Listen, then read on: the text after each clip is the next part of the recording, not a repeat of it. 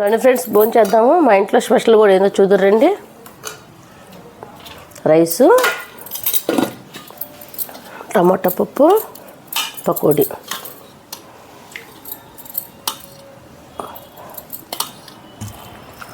రండి ఫ్రెండ్స్ భోజనం చేద్దాము. ఇవాళ అయితే మా ఇంటి దగ్గర వినాయకుడి నిమగ్నం ఉంది. అందుకని సాయంత్రం అక్కడ భోజనాలు ఉన్నాయి. నేనేమి స్పెషల్ ఏం చేయలేదు. పప్పు, అందులో పకోడీ కూడా బయటే తీసుకొచ్చారు అనమాట. మీ ఇంట్లో మీరు ఏం స్పెషల్ చేశారో నాకు కామెంట్ చేయండి ఫ్రెండ్స్.